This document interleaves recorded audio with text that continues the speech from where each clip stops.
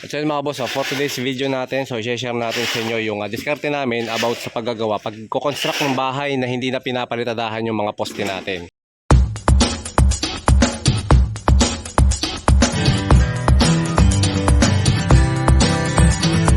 So yan, as you can see mga bossing, nakikita ninyo itong ating mga poste.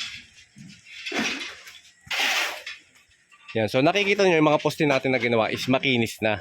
Ayan, so hindi na siya papalitadahan mga boss. And then wala siyang bukol. Hindi siya nabubuntis kung tawagin natin. Dahil ang ginamit natin mga forma dito is yan, phenolic, crocodile. And then ang ginamit natin na framing ng forma natin is yung ating mga tubular.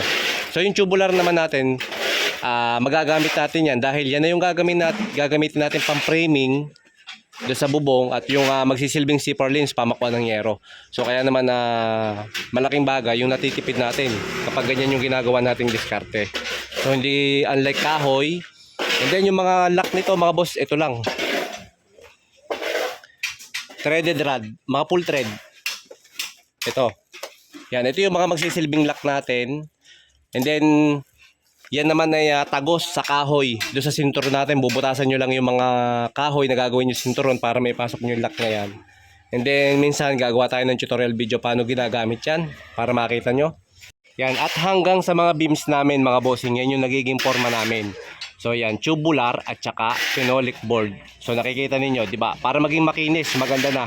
Para hindi na natin papalitadahan, rekta na tayo render or skim coat or kung ano man yung gagamitin nating masilya dito sa ating mga poste.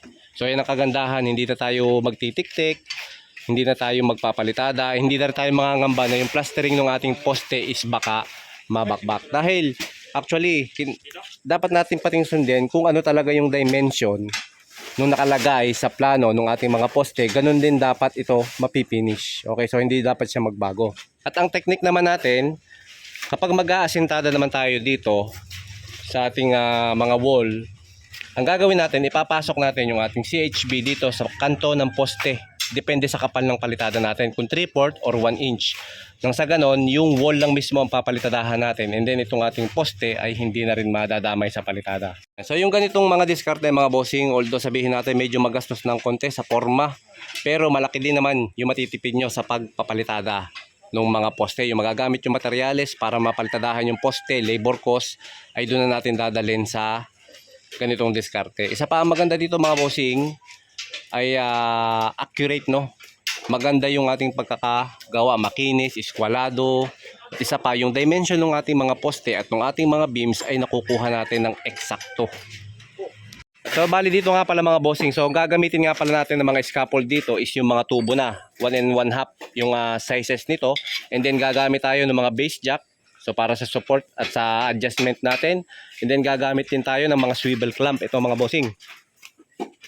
Yan, ito yung mga swivel clamp na gagamitin natin para sa paglalak ng mga tubo natin. And then syempre, kinakailangan meron tayong ratchet na gagamitin. 17 yung sukat nito mga boss, para sa paghihigpit ng mga nut ng ating mga swivel clamp.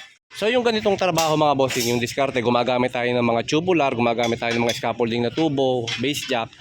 So yung mga ganyan, although sabihin natin medyo magastos, pero pagdating sa workmanship, napakabilis ng trabaho. At pagdating sa accuracy, nagagawa natin ng maayos yung ating mga columns, yung ating mga beams, at syempre nagkakaroon tayo ng magandang feedback ng trabaho. At yun mga bossing so bali abangan nyo, subaybayan nyo yung ginagawa nating mga project ngayon, itong sa Pilcoa at saka itong sa Cavite. Dahil dito yung mga diskarte natin dito is hindi na natin nga papalitadahan yung mga poste, beams, which is ang laki ng matitipid mo mga bossing. Makakatipid ka ng materyales sa plastering, labor cost, di ba? Ang dami mo matitipid sa workmanship. So hindi ka pa mag-aalala na yung poste mo is bibitak or kakapak yung palitada. Dahil nga, hindi na natin siya papalitadahan. So gaya na sabi ko, kung gusto niyo subaybayan yung diskarte na gagawin namin, ituturo ko sa inyo kung paano yun mga bossing. At syempre, abangan nyo na lang yung next episode natin ng pag-i-slab.